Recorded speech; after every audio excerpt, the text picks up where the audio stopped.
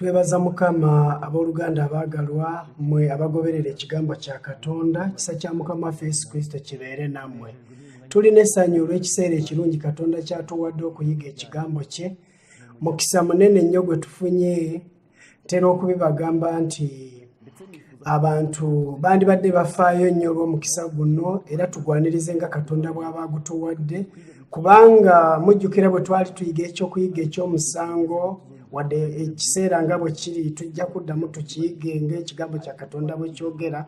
Naye bwe twali tukiyiga ebyawandiikibwa byatulaga nti n'omukisa abantu gwe bafuna ogw'okuyiga ekigambo kya Katonda, omukisa ogwo guwandiikibwa n'engeri gye beeyisizza ne biwandiikibwa. Ekigambo kya Katonda kyabitugamba. Kyenva njagaliza abantu bonna abagoberedde ekigambo kya Katonda okukozesa omukisa guno obulungi.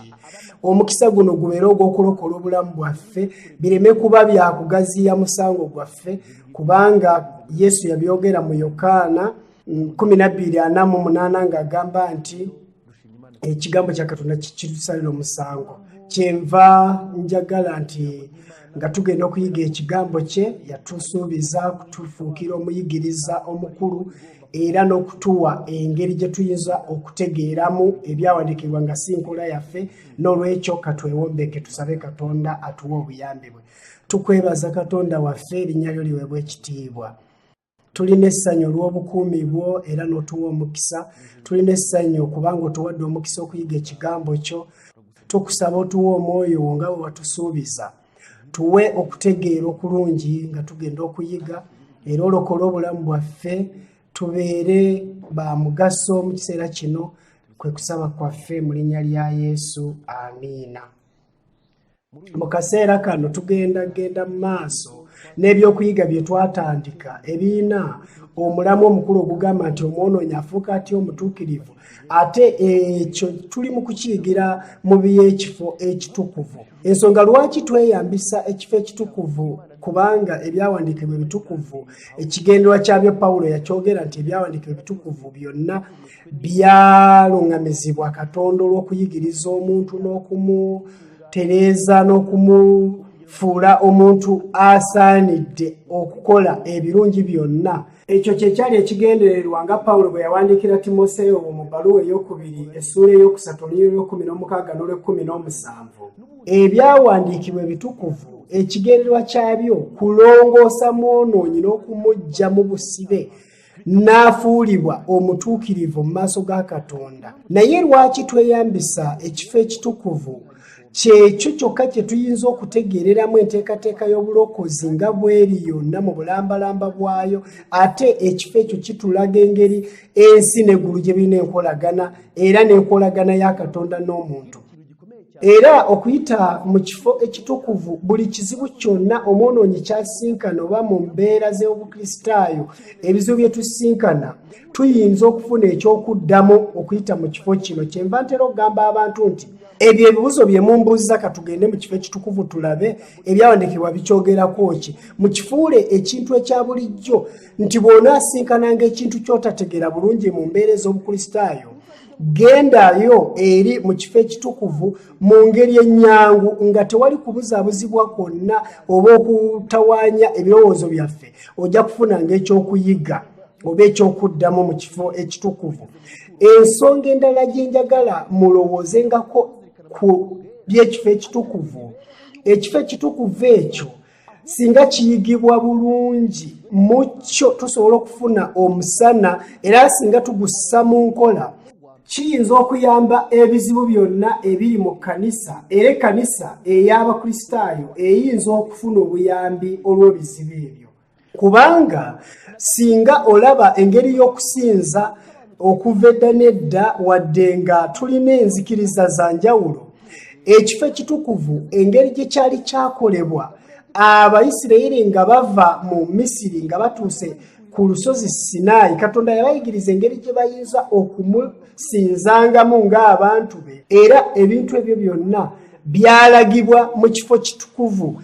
Era n'ekkanisa nga zitandise okuzimbibwa mu biseera by'obukristaayo, zazimbibwa mu kifaananyi ekyefaananyirizaamu ebyekifo ekitukuvu wadde tewateekebwawo kifo kitukuvu n'ekitukuvu ennyo, emmeeza ey'emigaati n'ekikondo ky'Ettabaaza n'ebirala, kubanga ssaddaaka ya Kristo ebisinga yabiggyawo. Ngambye kumpi byonna naye si byonna, kubanga amateeka ga Katonda 10 go tegaggyibwamu, ne Yesu yakyogera bulungi. Naye bwe baabanga bazimba ekkanisa nga bwe kiri n'olwaleero ez'okusinzizangamu, amagezi gaabwe gaabawanga kifaananyi kiri eky'ekifo ekitukuvu nga bwe kyali, engeri gye baayinzanga okusemberera Katonda era mu buwombeefu, engeri gye baayinzanga okumusinzanga mu kwenenya, byonna byali bigoberera kiseera ky'ekifo ekitukuvu nga bwe kyali kyakolebwa. Ekifo ekitukuvu n'olwekyo kirungi ate kya mugaso ne ku kkanisa ne ku bantu bonna, olulyo lw'abantu bonna. Tugenda kulabira wamu ng'ebyokuyiga ebyayita bwe byali. Twalaba ekifo ekitukuvu kyeki, engeri kye kyali kitegeeza n'enkola yaakyo, ate kyayamba bangi kubanga ekyo kye kyali kiyambye abantu okutegeera ekifo ekitukuvu nga bwe kyali, bangi bali tebakimanyi. Naye twalaba ekifo ekitukuvu bwe kyali n'ekigambo kya Katonda kye kyali kikyogerako. Twazaako omulyango, ne tulaba omulyango nga bwe gwali, ate twalaba nti omulyango gwali gutegeeza Kristo ng'ebintu byonna eby'ekifo ekitukuvu byali bitegeeza Kristo. Twalaba mu Yokaana Yesu yagamba nti nze mulyango gw'endiga. Bwe twava ku mulyango twatuuka ku kyoto ky'ebiweebwayo. Ekyoto ky'ebiweebwayo kyali kitegeeza ssaddaaka ya Kristo, omwana gw'endiga ajjawo ebibi by'ensi. Ate bwe twava ku kyoto ky'ebiweebwayo ne tutuuka ku kinaabirwamu, bwe twava ku kinaabirwamu ne tutuuka ku mmeeza ey'emigaati, olwaleero tugenda kutuuka ku kikondo ky'Ettabaaza. Tugenda kubisoma mu Bayibuli. Ekikondo ky'Ettabaaza tugenda kusoma mu Kuva essuula 25 lunyiriri 31 ogenda n'otuusa ku 4, era ennyiriri zino 9 tugenda zisomera omulundi gumu.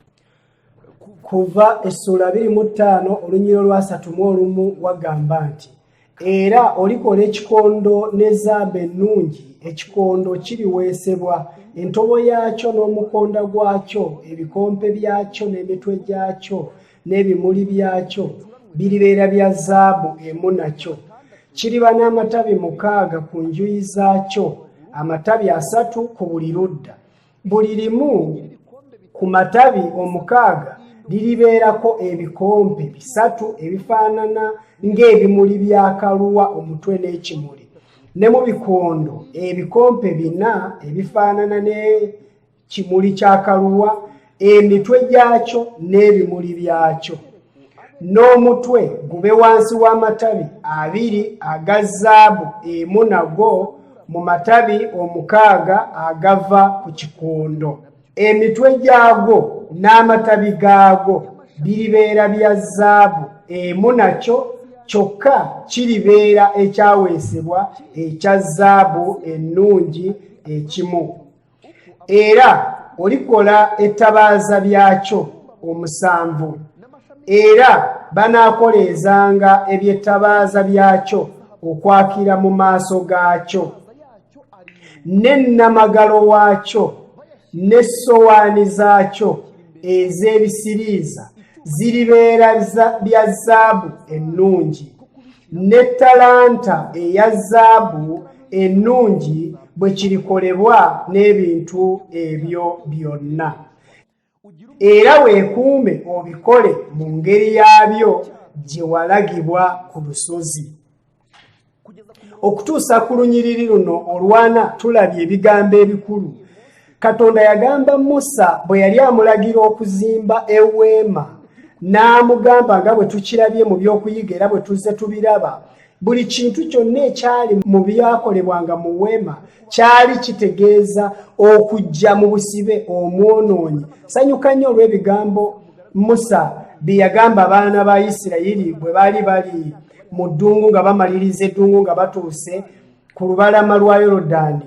Yabawa ebiragiro Katonda bye yawa bajjajjaabwe, era n'abagamba nti ebigambo ebyo si bajjajjammwe abaabigambibwa bokka wabula naffe.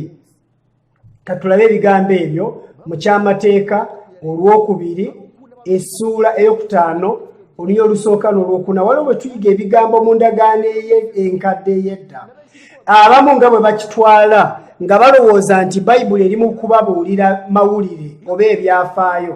Bwe tuyiga ebyawandiikibwa bayibuli eba tetuwa mawulire kyokka. Njagala mufeeyo ku bigambo bino nti ekikondo ky'Ettabaaza nga bwe tugenda okukiraba Katonda nga bwe yagamba Musa okukikola mu kigambo kya Katonda. Olwaleero mu kikondo ky'Ettabaaza tulina okulaba nti mukyo tuyigamu ki Katonda kiki kyayagala ffe okutegeera n'okugibwa mu busibe bw'ekibi tufuuke abantu abayinza okubeera ne Katonda era ne bikkiriza. Njagala bategeeza nti okweteekateeka nga tukyali ku nsi kuno kyekyo kyokka ekinzika. Ba Eriya ba Enoka bwe baamaliriza okweteekateeka mu ngeri eyo baatwalibwa mu ggulu era Katonda yakikola ng'ayagala okutulaga ekyokuyiga nti okweteekateeka kulina okukolebwa mu nsi n'atujja mu nsi n'atutwala mu ggulu nga tetufuuliddwa mu ngeri ndala. Waliwo abantu abalowooza nti oba oluusi Yesu bw'anaaba akomyewo ajja kulongoosa empisa zaabwe ezitali nnungi naye si bwe kiri. Katonda omulimu ogwo agukolera mu bulamu bwaffe nga tuli ku nsi. Kyava Pawulo awandiikira Timoseewo mu bbaluwa ya Timoseewo essuula ey'okusatu olunyiriri lw'ekkumi n'omukaaga n'omusanvu yamugamba nti ebyawandiikibwa bijja omuntu mu kibi ne bimulumiriza ekibi kye ne bimulongoosa n'afuulibwa omutuukirivu omuntu n'afuuka asaanidde n'akola ebikolwa ebirungi n'emirimu emirungi. Mulaba nti omulimu guno tugukolerwa nga tukyali ku nsi. Katulabe ekyawandiikibwa kino ekiri mu kyamateeka olwokubiri Musa kye yayogera naffe tukiyigireko olwaleero. Ekyamateeka olwokubiri essuula ey'okutaano katutandikire ku lunyiriri olusooka okutuusa ku lwokuna awali omutwe ogugamba nti Musa ng'ayigiriza abaana ba Isirayiri eby'endagaano ya Katonda. Ebigambo bino Katonda yabibayigiriza nga bali ku lubalama lwa Yoludaani nga bali akakaaga bamaze okufiira mu ddungu. Awo Musa n'ayita Abayisirayiri yenna n'abagamba nti wulira gwe Isirayiri amateeka n'ebiragiro bye mbategeeza leero mubiyige mubikwate ngera mubikolenga. Mukama Katonda waffe yalagaana endagaano naffe ku lusozi Kolebu. Mukama teyalagaana ndagaano eyo ne bajjajjaffe bokka naye era naffe ffenna abalamu abali wano leero. Mukama weebwe ekitiibwa. Abaana bano okutegeera ebyafaayo by'abajjajjaabwe Musa yabagamba nti mwabateze amatu abampuliriza okuyita mu kigambo kye ebyafaayo Katonda bye yatubikulira teyabibikulira bajjajjaffe bokka. Mukama yayogera nammwe ng'asinziira ku lusozi wakati mu muliro nga mulaba era weekuume olaba nti ebigambo bino yabikola oba yabyogera nga bawulira. Bwe tuba tuyiga ekigambo kya Katonda tulina okufaayo okutegeera nti Katonda ali mu kwogera naffe. Wano mu Kuva essuula ya 25 olunyiriri olwana Musa yagamba Katonda yagamba Musa byonna by'alina okukola era bwe yamala okumulagira ebyo byonna era mujjukire nti ku lunyiriri olwana twalabye ebigambo ebigamba nti era weekuuma obikole mu ngeri yabyo gye walagirwa ku lusozi. Kitegeeza ki? Ekikondo ky'Ettabaaza kye yali alina okuteeka mu weema ey'oku nsi kyali kibikkula ekikondo eky'omuggulu kubanga muggulu eriyo eweema oba ekifo ekitukuvu. Katukirabe. Katonda mulungi nnyo. Katonda kirungi nnyo okumutya n'okumussaamu ekitiibwa. Lowooza nti Katonda yatubikkulira n'eby'omuggulu. Ngenda bisoma si bigambo byange bibino mu byawandiikibwa nga bwe biri mu kigambo kye. Ngenda bibasomera mu kubikkulirwa essuula ey'okuna. Essuula ey'okuna kantandikire ku lunyiriri olusooka okutuuka ku lunyiriri olwokutaano. Njagala okubalaga ebintu eby'ekikondo ky'Ettabaaza. Abantu bangi bagenda ne babuzaabuzibwa ku by'ekikondo ky'Ettabaaza n'amatabaaza oba ettabaaza ezoogerwako mu kubikkulirwa si bwe kiri. Ngenda bibasomera kubanga si bye bimu byawukana Bayibuli egenda tuwa ekyokuddamu nga tewali birala byongeddwako. Yokaana alagibwa entebe ey'obwakabaka. Oluvannyuma lw'ebyo ne ndaba era laba oluggi olugguddwawo mu ggulu ne mpulira eddoboozi ng'ery'akagombe lye nali nasoose okuwulira nga lyogera nange ne liŋŋamba nti linnya otuuke wano nange naakulaga ebiteekwa okubaawo oluvannyuma lwa bino. Amangu ago nga ndi mu mwoyo ne ndaba entebe ey'obwakabaka eyali eteekeddwa mu ggulu, era waliwo eyali atudde ku ntebe, n'oyo yali agituddeko yali afaanana ng'ejjinja erya yesipi n'erya sadiyo okuyakayakana. Era ng'entebe eyo yeetooloddwa musooke ng'eyakayakana nga sumaligidi. Entebe ey'obwakabaka yali yeetooloddwa entebe endala ez'obwakabaka 24, zituliddwako abakadde 24 nga bambadde engoye enjeru era nga batikidde engule eza zaabu ku mitwe gyabwe. Ne mu ntebe eyo ne muvaamu okumyasa n'amaloboozi n'okubwatuka. Mu maaso g'entebe waliwo ettaala ezaaka 7 ez'omuliro nga gy'emyoyo 7 gya Katonda. Mujjukire ebigambo bye twasomye mu Kuva essula 25, engeri Katonda gye yali yawa Musa ebyo ebirina okukolebwa mu kifo ekitukuvu. Ku by'ekikondo ky'Ettabaaza yamugamba ku lunyiriri olwa 37 nti era olikola eby'Ettabaaza byakyo 7 era banaakoleezanga eby'Ettabaaza byakyo. Tusomye nti Yokaana mu kubikulirwa bwe yali alagibwa ekifo ekitukuvu, nga bwe tusomye nti ne mu ntebe eyo ne muvaamu okumyansa n'amaloboozi n'okubwatuka. Mu maaso g'entebe waliwo ettaala ezaaka 7 ez'omuliro nga gy'emyoyo 7 egya Katonda. Tugenda kubiraba engeri Katonda gye yali yalagira ettaala ezo okwakanga nga zirimu amafuta tegageraageranya omwoyo mutukuvu. Tugenda kukiraba. N'olwekyo Yokaana ng'alagibwa ekifo ekitukuvu, ebikondo by'Ettabaaza bino yabiraba. Abantu emirundi mingi beerimba nga balowooza nti ebikondo by'Ettabaaza ebyogerwa mu ssuula esooka eyakubikulirwa bye biri eby'omu kifo ekitukuvu. Naye emirundi egisinga kiva ku butamanya, kuba n'enjogera eyogerwa mu ssuula esooka oba ey'okuna waliwo enjawulo. Mu ssuula esooka eyakubikulirwa woogerwa ebikondo by'Ettabaaza 7, tewoogerwa kikondo kya Ttabaaza. Ebikondo by'Ettabaaza 7 buli kikondo kyabeeranga n'ettaala, naye mu kifo ekitukuvu ekikondo ky'Ettabaaza kyali kimu naye nga kirina ettaala 7. Twabirabye gaali matabi 7, amatabi 3 ku ludda lumu, ku ludda olulala amatabi 3 n'ettaala eddala wakati, gonna ne gabeera 7 nga bwe twasomye mu Kuva 25. Ate Yesu yalabibwa Yokaana mu kubikulirwa ng'atambulira wakati w'ebikondo 7 eby'Ettabaaza. Si kikondo kimu ekirina amatabi gano, wabula ebikondo 7 ebirina amataala 7. Ebyawandiikibwa bitulaga nti buli kikondo kyali kitegeeza ekkanisa, era amataala 7 gaali gategeeza ebiro 7 b'ebiseera 7 ekkanisa mwenaayita bwe tunaayiga era bwe tuyiga mu kubikulirwa. N'olwekyo amataala agoogerwawo si kye kikondo kiri eky'omu kifo ekitukuvu ekyali kirina amataala 7. N'olwekyo Ettabaaza eno eraga ki? Bwe tuddayo mu kifo ekitukuvu, Ettabaaza zaali zirina kuwa musana mu yeekaalu. Jjukira nti ekikondo ky'Ettabaaza kyali kiraga nti kirina okwakanga. Tugenda kusoma ekiragiro mu by'Abaleevi nga bwe kyali kyogerwako mu ssuula eya 24 olunyiri olusooka. Waliwo ebigambo ebigamba nti ebiragiro by'Ettabaaza. Mukama n'agamba Musa nti lagira abaana ba Isirayiri bakuleetera amafuta amalungi agakenenuddwa mu muzeyituuni ogw'okuteekanga mu ttaala eyakenga bulijjo obutazikira. Kino kyali kiragiro Ettabaaza yali erina okubeera ng'eyaka.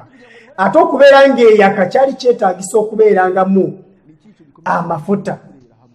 Buli kawungeezi Alooni anaagirongooserezanga wabweru w'olutimba oluli mu maaso g'essanduuko ey'endagaano mu weema ey'okusisinkaniraangamu, n'agikoleeza n'eyaka obutazikira okutuusa enkeera ng'eri mu maaso ga Mukama. Alooni anaalongoosanga ettaala eyo ng'eri ku kikondo kyayo ekya zaabu ennungi eyakirenga mu maaso ga Mukama obutazikira, gaakenga bulijjo. Jjukira bino tugenda kubirabira wamu mu ngeri y'ebyomwoyo kubanga bitukwatako nnyo mu lugendo luli lwe twalaba Katonda lwakozesa omwonoonyi okumuggya mu bwonoonyi okumutuusa mu butuukirivu bwa Kristo. Omusingi guno gwali mukulu nti Ettabaaza zaali zirina okwakanga bulijjo. abantu baali beetaagisa okuba n'ekitangaala ate nga ekyo kyetaaga amafuta. Ettabaaza ezo zaali zirina okubeerangamu amafuta bulijjo era omuntu nga yalina okukola omulimu guno. Jjukira okuzikira kw'ettabaaza zino kyali kirina kuva ku muntu si nsobi ya Katonda. Kino mukifeeko nnyo kubanga tugenda kulaba ebintu bino nga bwe biri ate bikulu nnyo kubanga bikwata nnyo ku mbeera zaffe ez'obukristaayo. Bwe tutunula mu Bayibuli waliwo ennyiriri 3 ezoogera ku ttabaaza n'omusana ogwabeeranga mu kifo ekitukuvu. Olunyiriri olusooka tugenda kulusanga mu Yokaana essula 8:12. Yokaana 8:12 wagamba nti Yesu ye musana gw'ensi. Wagamba kyawo Yesu n'ayogera nabo nate n'agamba nti nze musana gw'ensi ngobeera ataatambulirenga mu kizikiza naye anaabanga n'omusana ogw'obulamu. Omusana guno gutegeeza Yesu Kristo ng'omusana gw'ensi. Ettabaaza zino ezaali mu kifo ekitukuvu n'ekitangaala kyagwo era zaali zitegeeza Kristo. Ekyo kye kisooka.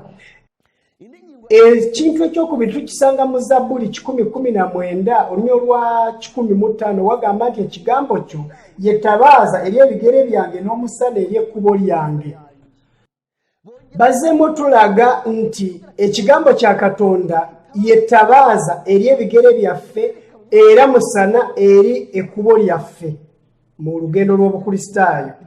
Era ekintu ekyogerwanga olunyiriri olwokusatu ekiyinza otuyamba okutegeera ettabaaza ezaali mu kifo ekitukuvu kiki kye kyali kyagala otuyigiriza. Olunyiriri olwokusatu lwe tuyinza okulwako ennyo luli mu Matayo essula 5 olunyiriri olw'14. Matayo 5:14 wagamba nti mmwe muli musana gwa nsi. Ekibuga bwe kizimbibwa ku lusozi tekiyinzika kukisibwa, so tebakoleeza ttabaaza okugivuunika mu kibbo wabula okugiteeka waggulu ku kikondo kyayo nayo ebaakira bonna abali mu nju. Kale omusana gwammwe gwakenga bwe gutyo mu maaso g'abantu balabe ng'ebigambo ebirungi bye mukola balyoke bagulumizenga Kitammwe ali mu ggulu. Katonda yeebazibwe. Mu kyawandiikibwa kino Katonda azzeemu okutulaga nti abantu abamukkiriza yabateekawo okuba ettabaaza ezirina okwakira ensi. Ensi enaayakirwanga okuyita mu bo. Oyinza okwebuuza ku byawandiikibwa bino ebisatu nti Yesu ye musana gw'ensi, ekigambo kya Katonda gwe musana eri ebigere byaffe naffe ne tubeera ettabaaza. Ebyawandiikibwa ebyo bikwatagana biti. Omusana abantu gwe bamulisa teguva mu bo, gulina okuva mu Yesu Kristo gwe baayaniriza. Bamwaniriza batya? Twabiraba mu by'okuyiga emabega era nga bitulaga nti abantu balina okubeera ne Yesu Kristo ng'omusana ne balyoka baakira abantu. Twaniriza Kristo okuyita mu kigambo kye nga Yesu bwe yakyogera. Kitegeeza nti okuyita mu byawandiikibwa ebitukuvu ne tukkiriza okukyusibwa okuyita mu kigambo ekyo n'ekigambo ekyo ne kitufuukira omusana naffe tufuuka omusana kubanga era omuntu bw'akkiriza Yesu Kristo amufaanana. Omuntu ayaniriza naye n'afuuka agaba. Emikisa Katonda gy'atuwa mu bulamu buno naddala egy'eby'omwoyo Katonda agituwa okutufuula emikutu egigenda okutuusa emikisa eri abalala. Omusana oguva ku Kristo bwe gubeera. Yesu bwe yali agamba nti muli musana gwa nsi, abo be yali agamba be bali abaali baayaniriza obulamu obutaggwaawo nga bakkiriza ekigambo kya Katonda nga bwe tukiraba.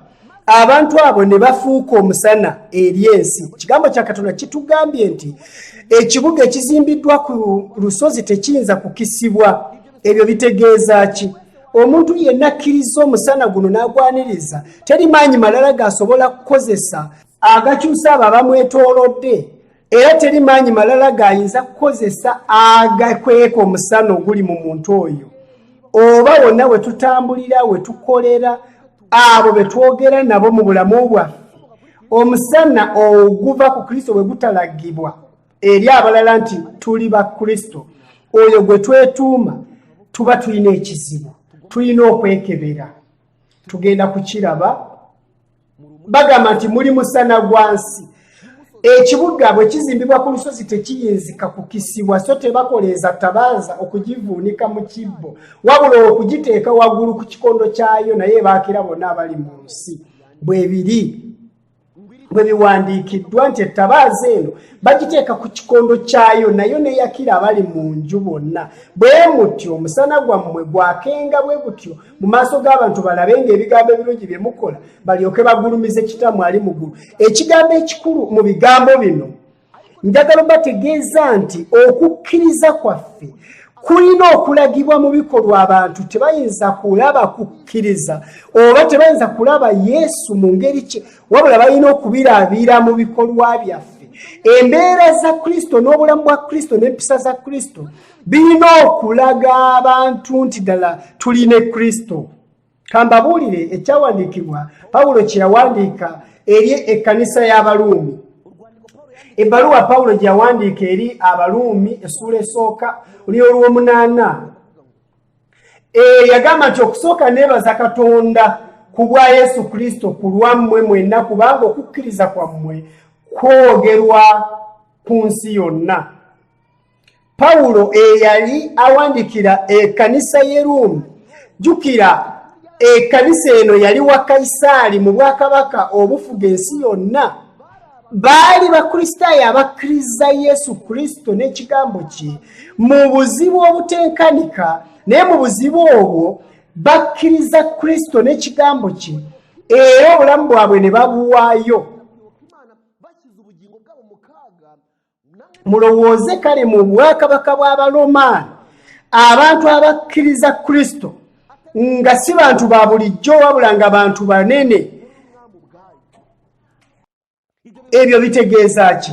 Obulamu bwabwe bwali bwalabika nga ddala beewaayo n'okutuusa okufa era okukkiriza kwabwe kwatuuka okwogerwako ku nsi yonna. Y'ensonga lwaki Yesu Kristo yagamba nti muli musana gwa nsi. Agamba nti ekibuga ekizimbiddwa ku lusozi tekisobola kukisibwa. Toyinza kukoleeza Ettabaaza nti ate ogibikkeko ekibbo naye ogiteeka ku kikondo kyayo n'emulisiza abali mu nju bonna. Bwe mutyo nammwe omusana gwammwe bwe guba gulabikiranga mu maaso ga Katonda ne mu maaso g'abantu bagulumizenga Kitammwe.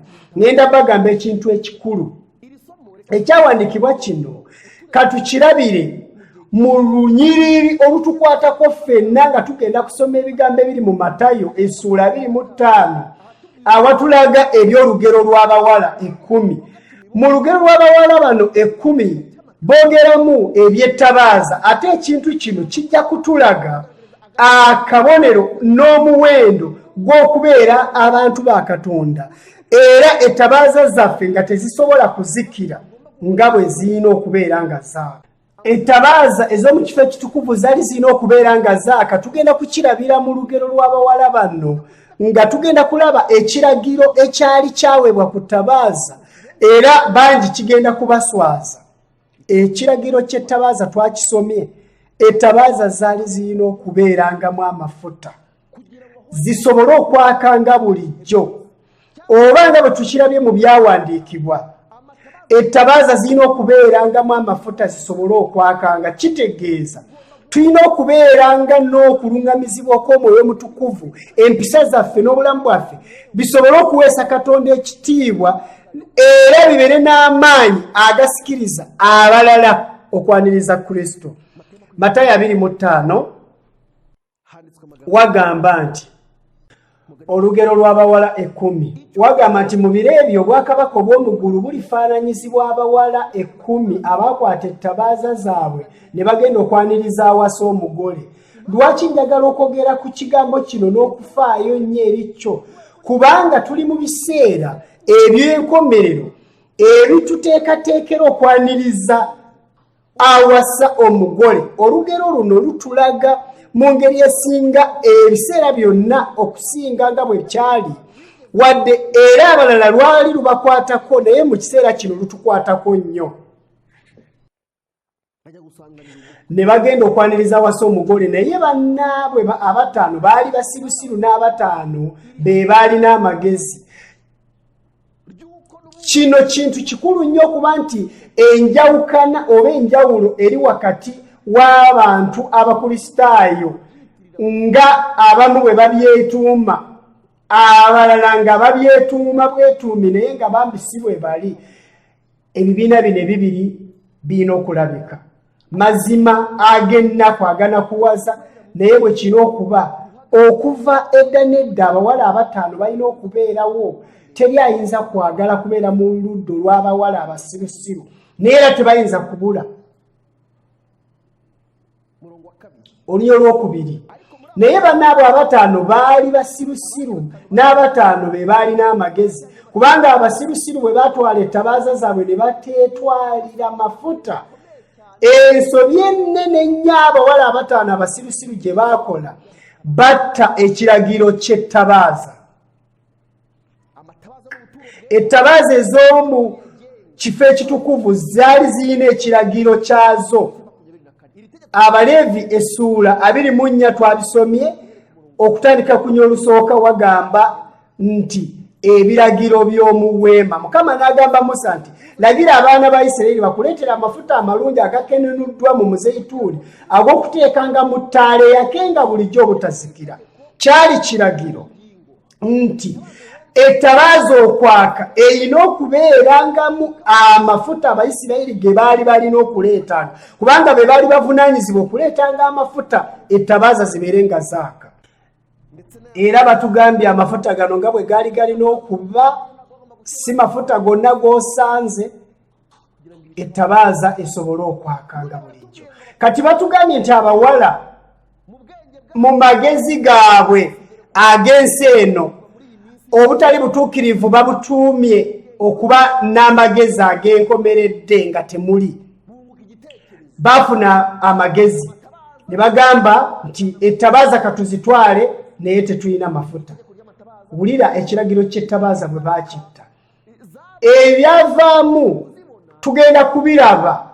Ettabaaza zaali zirina okwakanga omusana oba ekitangaala naye tekyalabika. Jjukira kino. Isaaya essuula 6 olunya olwokubiri wagamba nti enzikiza erikwata eri amawanga gonna. Mu nzikiza eno ekigambo kya Katonda lwe kirina okwaka okusinga ekiseera kyonna. Olunya olwokusatu kubanga abasirusiru bwe batwala ettabaaza zaabwe ne bateetwalira mafuta naye abaalina amagezi ne batwala amafuta mu macupa gaabwe wamu n'ettabaaza zaabwe. Nali ngambyeko abantu ekintu kye njagala okuddamu kati. Abawala bano abataano bwe baali bagenda ettabaaza zaabwe zaali zaaka naye ensobi gye baakola n'olwaleero bangi gye bagenda okukola. Njagala bategeeza kino nti tulina abantu nga bakristaayo nga balina ebirungi bye beemanyiiko. Baamala okwenenya, balina bye baaleka, balina n'ebirungi ebirala bye bakoze, ng'ebyo byonna babiteekawo okubafuula abantu abatalina kunenyezebwa. Naye nabagamba nti ekiseera kye tutuuseemu olw'okuba nti olutalo lwe tutuuseemu lutalo lw'amaanyi, ndikiddamu era nja kyogeranga mu by'okuyiga eby'omu maaso. Obukristaayo bwonna bw'oyinza okubeera nabwo oba ebyo byonna ebikubaddeko by'otuuseeko ne by'oyiseemu byonna njagala okutegeeza nti oba bingi bitya ebyo byonna abantu bye bamumanyiiko. Obukristaayo bwe tulina olwaleero tetulina kubwesigamako wadde kubanga oba oyagala okukitegeera obulungi abayigirizwa ba Yesu baali balina ebyo bye baaleka, baali balina ebyo bye bazze bakola ebirungi era nga bali wamu ne Yesu. Bagoba emizimu nga bwe kyawandiikibwa mu Bayibuli naye ekiseera kyatuuka bwe batuuka mu kigezi eky'amaanyi Yesu yali yabagambye n'obagamba nti mulina okwegendereza n'okutunula.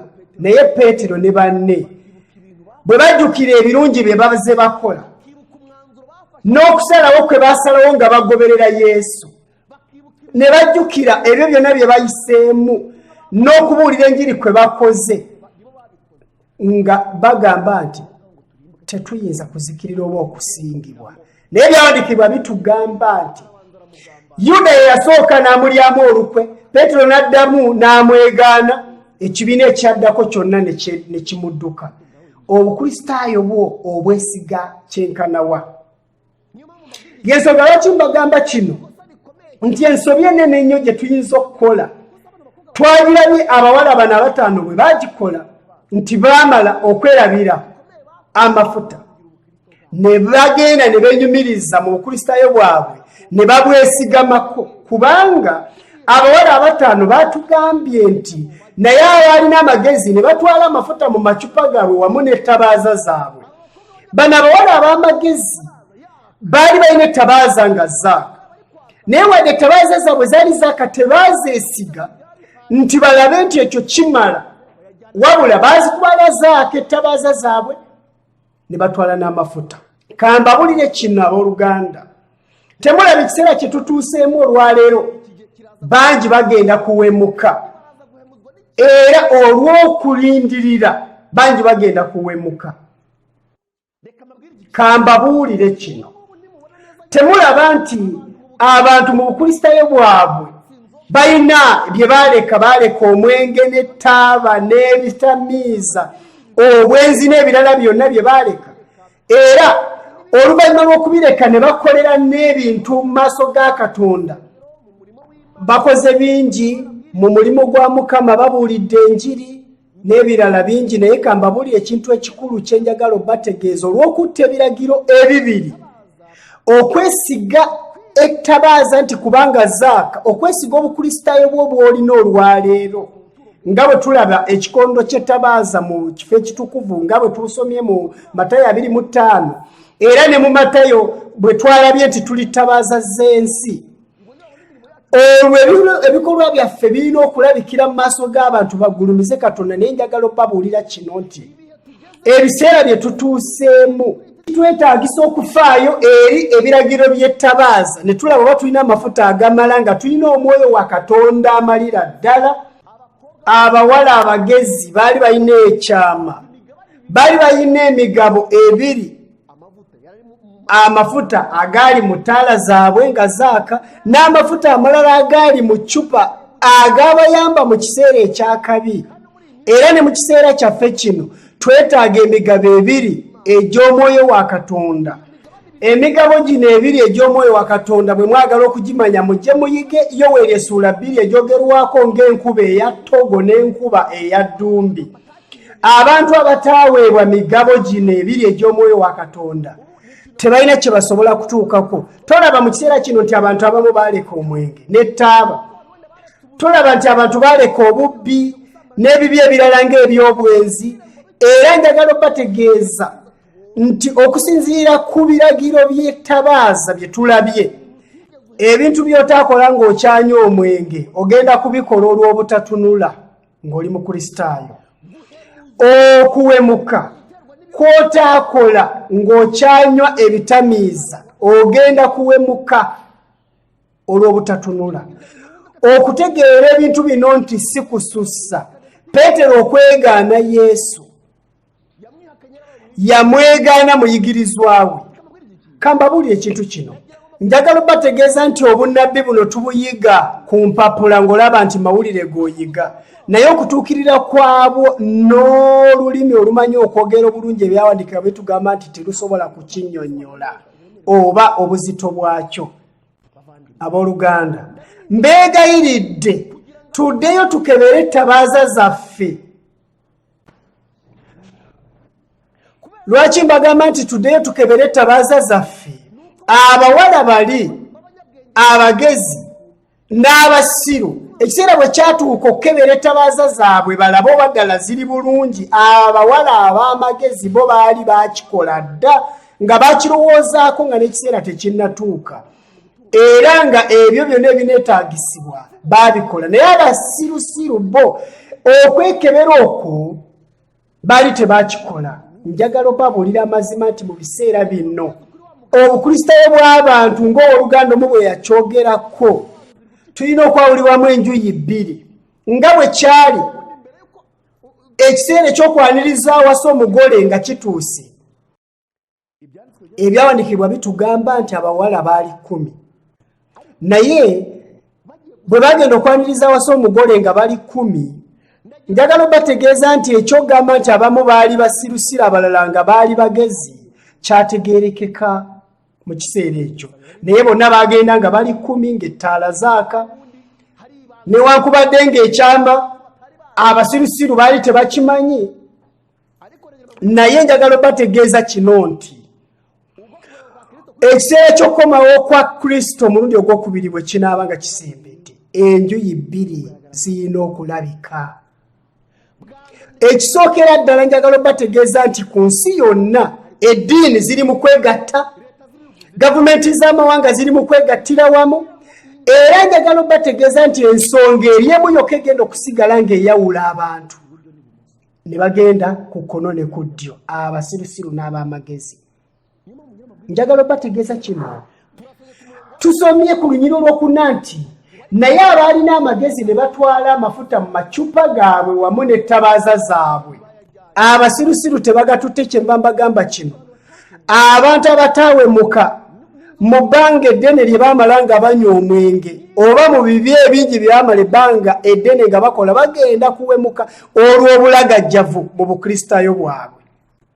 Otye okulaba nti bali abeegaana Yesu si be bali abaali banywa omwenge omungi, abalyamu Yesu olukwe n'abaamwegaana si be bali abanywa ebitamiiza ebingi, be baamubeera ku lusegere nga be bakristaayo. Kubanga amagezi Yesu ge yabawa baagagaana, kubanga abawala abasirusiru ekyo abagezigezi kye baakola tebakifaako, ettabaaza zaabwe ne benyumiriza nti zaaka. Kyova olaba obukristaayo obw'ekitundu obukafiiri bubusinga. Njagala bategeeza nti obukristaayo obw'ekitundu bubi nnyo okusinga obukafiiri. Obukristaayo obw'ekitundu bubi nnyo nnyo ddala. Ate ebintu bino abantu bagenda kubiraba sidda nnyo.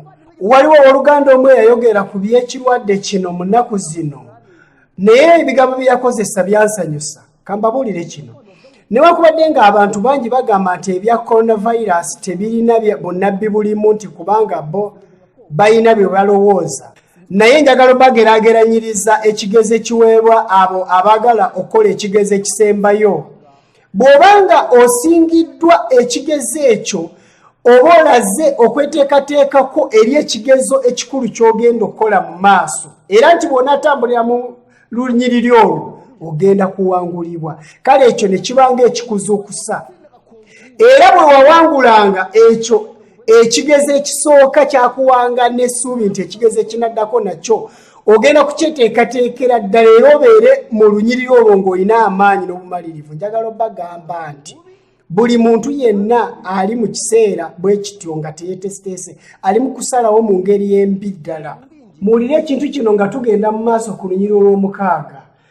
Wagamba nti naye kiro mutumbe ne waba oluyogaano nti laba awasa omugole ajja mufulume okumusisinkana. Abawala bonna 10 ne balyoka bagolokoka ne balongoosa ettabaaza zaabwe. Abasiru ne bagamba abalina amagezi nti mutuwe ku mafuta gammwe kubanga ettabaaza zaffe ziggwerera.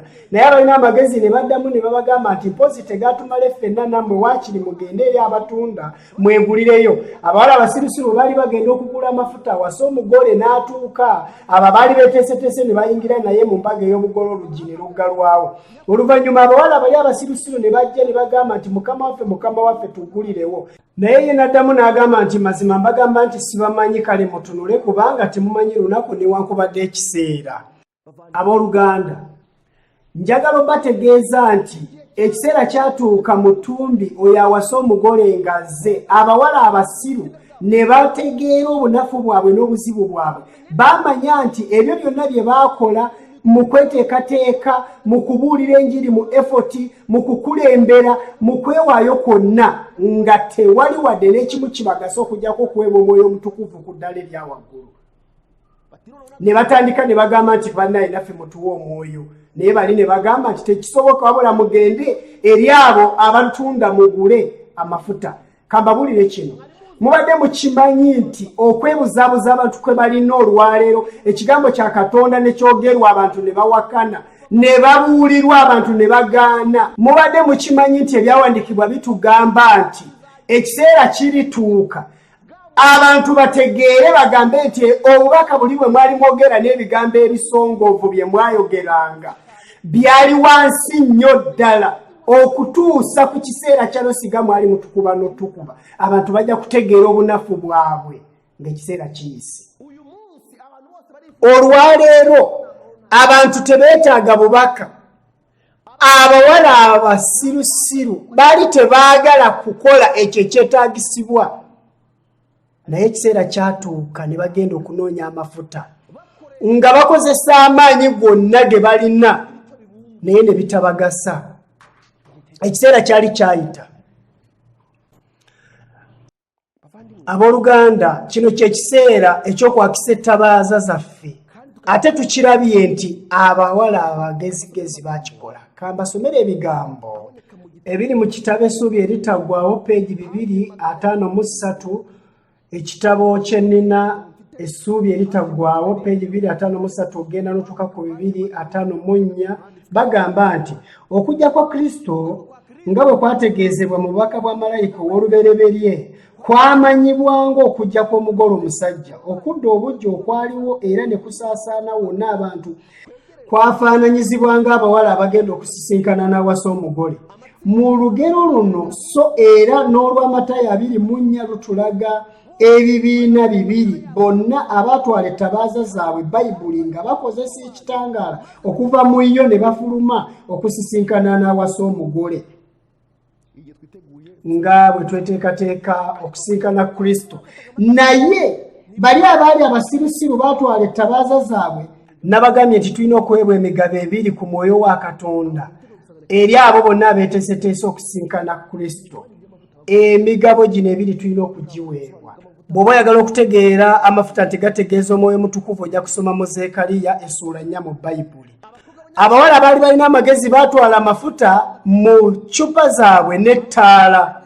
Abasembyeyo baaweebwa ekisa kya Katonda ne badda bujja, ne baweebwa amaanyi ag'omwoyo mutukuvu oyo ayamba ekigambo kye ne kiba ettabaaza eri ebigere byabwe, omusana eri ekkubo lyabwe. Bano be bali ebyawandiikibwa bye batugambye nti abantu bwe balaba ebikolwa byabwe baggulumiza Katonda, kubanga Yesu yatugambye nti muli musana eri ensi. Bayiga ebyawandiikibwa bategeere amazima olw'okutya Mukama era ne beegayirira bafune omutima omulongoofu n'obulamu obujja. Okufuba kuno abantu kwe batalina, balifuba nga tebakyalina mugaso mu kufuba kwabwe. Ettabaaza zaffe okwaka twakirabye nti tulina okuba n'amafuta. Mu Baleevi twakisomye nti ettabaaza zirina okwaka olw'ekintu kimu kye twasabibwanga, mafuta. Omulimu guno bwe gutafiibwako ettabaaza tezisobola kugenda mu maaso nga zaaka.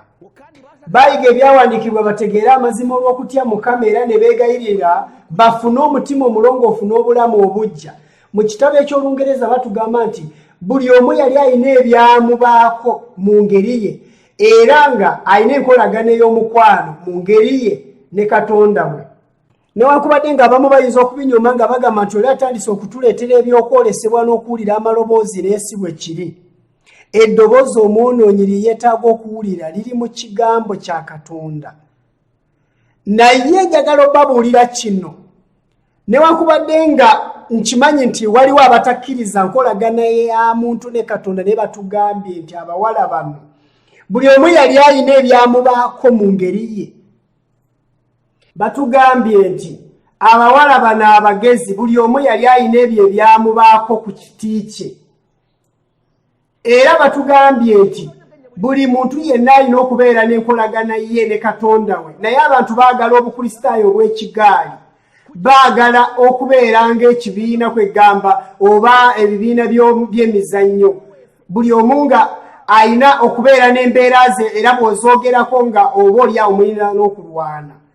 Abooluganda, ebiseera bye tulimu bigenda kusala omusango.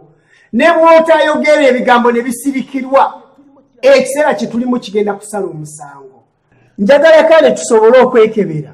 Abantu tetubadde mu by'obulwadde bwa coronavirus, lockdown n'ekkanisa nga zaggalibwa nga abantu tebakyagenda kusinza. oba oyagala okutegeera enkolagana y'omuntu ne Katonda abantu bye babadde balowooza nga si bwe biri, oba tumanyi nti okusinza Katonda kwaffe tekusinziira ku ebyo ebikolebwa mu kkanisa.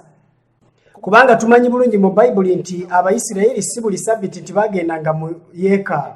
Mu kiseera kya Danyeri, Meshaki, Saddulaaka ne Abeduneego nga yeekaalu yamenyebwa, tebagendanga mu yeekaalu kusinza. Naffe olwaleero twekebere olwaleero nga ekkanisa ezimu zisibiddwa okusinzako kuli kutya. Eddiini ye eri ku musingi ki?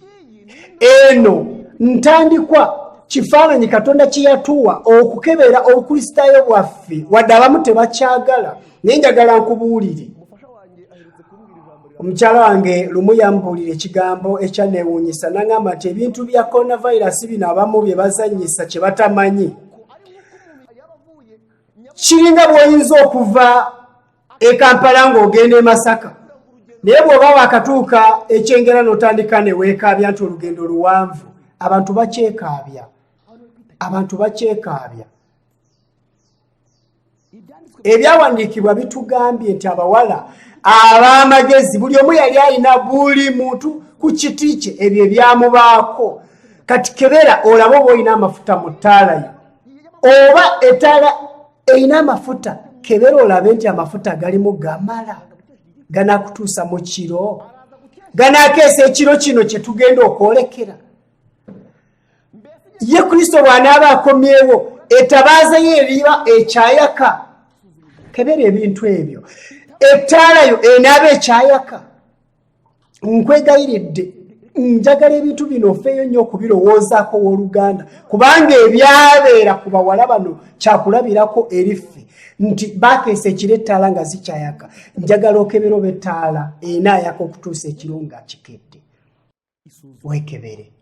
Okukkiriza mu Katonda wamu n'ekigambo kye bitayinza kuwangulibwa oba okusaalirwa wadde okulwawo.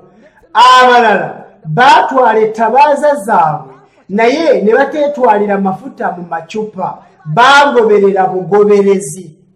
Ekigambo kino kinkwasa ennaku. Abakristaayo bangi balina obukristaayo bwe batalowoozangako wadde n'olunaku n'olumu. Bawulira olukuŋŋaana nti abantu mutuwandiike. Baafuna okutya bwe baawulira obubaka, naye ng'okukkiriza kwabwe kwesigamiziddwa mu baaluganda, nga bamativu n'okumyansa olw'okukyamuukirira kwe baafunanga, naye nga tebategeeredde ddala mazima oba okukola kwa Katonda mu mutima. Ekyennaku nti okukkiriza kwabwe kwali kwesigamiziddwa mu baaluganda, ate kiri kulaga nti okukkiriza kw'abangi bakwesigamiza ku banne, era bambi n'okufaayo kwonna n'okufuba kwabwe balwanirira ebintu ebiringa ekibiina mwe babeera. Bayibuli bw'eyogera ku Musa, ba Yusufu, ba Ibulayimu, teyogera nti baali ba Advent oba Abakatuliki oba abalokole. Eyogera enkolagana gye baali balina ne Katonda waabwe, n'empisa zaabwe engeri gye zaalaganga Katonda. Naye abakristaayo abaliwo olwaleero, obujulirwa bwe balaga mu bulamu bwabwe bw'obukristaayo bisinziira ku ebyo eddiini yaabwe byebayigiriza ne byeyogera. Olwaleero abantu bwe bakwogerako, kiki kye basinga okumanyaako? Yeddiini gy'obeeramu oba yenkolaganayo ne Katonda, z'empisa ze ezaakyusibwa, oba yengeri gy'olaga ddala nti oli musana eri ensi. Ebyawandiikibwa byatugambye nti teryakoleeza ettabaaza nti agibikkeko ekibbo, agiteeka ku kikondo n'emulisiza abali mu nju bonna, omusana gwammwe bwe gutyo gulabikirenga mu maaso g'abantu, batenderezenga Katonda wammwe. Tulina okubeera omusana eri ensi. Batugambye nti naye ng'okukkiriza kwabwe kwesigamiziddwa mu baaluganda nga bamativu n'okumyansa olw'okukyamuukirira kwe baafunanga, naye nga tebategeeredde ddala mazima oba okukola kwa Katonda mu mutima. Ne bano baagenda okusisinkana Mukama waffe nga basuubira okuweebwa empeera amangu ddala, kyokka nga si beeteefuteefu kulwawo wadde okufuna okusaalirwa. okulindirira kugenda kuleetera abantu bangi okuwemuka kubanga olwaleero abantu bangi era okiwulira nga abantu abamu bagamba nti sooka olindeko ebintu bigenda bidda mu mbeera coronavirus egenda kuyimirira ebintu bigenda kuddayo nga bwe byali kwegamba teri kirowoozo kyonna ekyokulindirira n'okweteekateekera olunaku lwa mukama waffe abantu bo bamanyi nti korona bw'enaakendera oba bw'enaggwaawo ebintu bigenda kuddayo nga bwe byali naye lwaki tetukiraba ng'akabonero akatuzuukusa tulyoke tweteeketeeke tuleme kulindirira birala kubanga tujja kubiyiga mu maaso kubikulirwa essula 13 watugamba nti abantu baakukakibwa okuteekebwako enkovu y'ensolo ku kyenyi oba ku mukono naye njagala obategeeza kino nti newankubadde nga okugema si kabonero ka nsolo ebintu abalala bye bagenda bagamba nti okwambala masiki n'ebirala byonna ebyo si bwe kiri tubisomangako mu bayibuli ne mu mwoyo gw'obunnabbi oba ebyo byonna ebiteekebwateekebwa okukolebwa olw'okulwanyisa endwadde ezo naye bw'osoma mu kubikulwa 13 watugamba nti akabonero k'ensolo kalina ekkubo mwe kaliyita ensi yonna esobola okwaniriza enkovu y'ensolo ebintu sitaani agenda abikola mu mitendera waliwo akabonero k'ensolo waliwo n'ekkubo n'emitendera mwe tuyita okutuuka ku kabonero ako ate njagala bategeeza nti erimu mu makubo ago coronavirus mweri bangi babimanyi bulungi n'okunsinga kubanga nze mbisoma mu papula z'amawulire n'ebyo byendaba wonna awo n'olwekyo batugambye nti abawala bano abasirusiru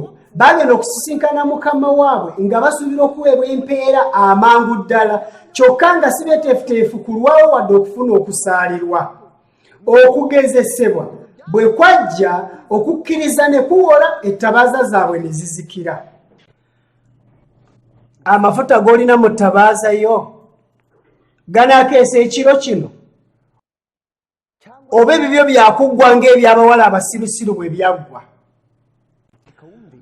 wulira ebigambo byenjagala nga tumaliriza nga nkukoowoola okumanya empisa zaffe engeri gye zirina okukyusibwa empisa za katonda ne zitondebwa mu ffe nga tweteekateeka okusinkana kristo n'okumulaga nga tuli mu nsi eno kambasomera ebigambo nate ebiri mu Matayo sura 5 oluvannyuma mbasomera ebigambo ebiri mu kitabo Desire of Ages Matayo sura 5:14 agamba nti mwe muli musana gwansi ekibuga bwe kizimbibwa ku lusozi tekiyinza kukisibwa so tebakoleza tabaaza okugivuunikira mu kibbo wabula okugiteeka waggulu ku kikondo kyayo naye baakira bonna abali mu nju kale omusana gwammwe gwakenga bwe gutyo mu maaso g'abantu balabenga ebigambo ebirungi bye mukola balyoke bagulumize nga kitammwe mu kitabo kino Desire of Ages ku kyokuyiga ekya31 ekiri n'omutwe ogugamba nti ekyokuyiga ekyoku lusozi ekitabo kino ngenda basomera ku peegi 236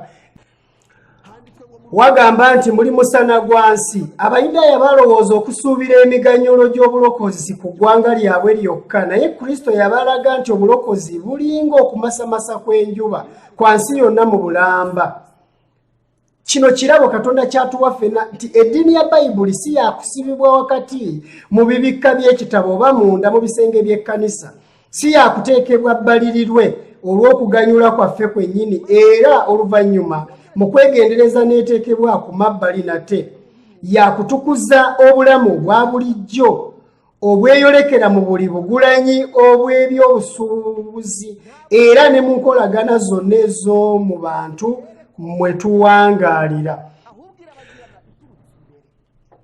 empisa ennungi tekolebwa okuva kungulu wabweru w'omuntu era n'eryoka eyambalwa wabula eyakaayakana ng'eva munda bwe tuba nga twagala muli okuluŋŋamya abalala mu kkubo ery'obutuukirivu emisingi egy'obutuukirivu giteekwa kuba nga gisimbiddwa mu mitima gyaffe gyennyini okwatula kwaffe okw'okukkiriza kuyinza okulangirira enjigiriza y'eddiini naye neeyisa yaffe ey'omunnaddiini yeeraga ekigambo eky'amazima obulamu obw'amazima obutasalako okuyumya okutukuvu obwesimba obutayuugayuuga omwoyo omukozi ogw'obugabi ekyokulabirako ekyokutya Katonda bino gy'emikutu omusana mwe guyita okutuuka eri ensi. Mukama atuyambe ajjuze emitima gyaffe amafuta.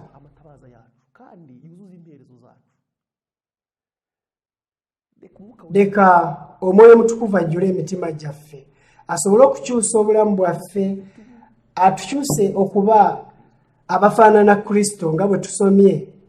Tuleme okwambala ekyambalo kye twayiiya ffe, naye tujjuzibwe Omwoyo wa Katonda.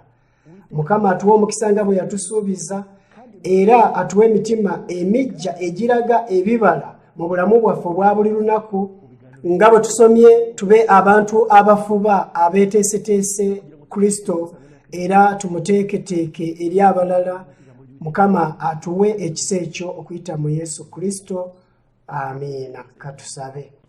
Tukwebaza Mukama Katonda waffe, erinnya lyo liweebwe ekitiibwa. Tulina essanyu olw'ekigambo kyo ky'otubuulidde era n'okulabula kw'otuwadde. Tusonyiwe kubanga twayonoona kweteekateeka kwe twandibadde tulina. Ekiragiro ky'Ettabaaza mu kifo ekitukuvu kitulagira ddala okubeera n'amafuta mu ttaala zaffe, era amafuta agamala ettaala zaffe ziryoke zaakenga. Otusonyiwe kubanga twagayaala. Wa omukisa omuntu yenna awulidde ekigambo kino era omusonyiwe. Kwe kusaba kwaffe okuyita mu linnya lya Yesu Kristo. Amiina.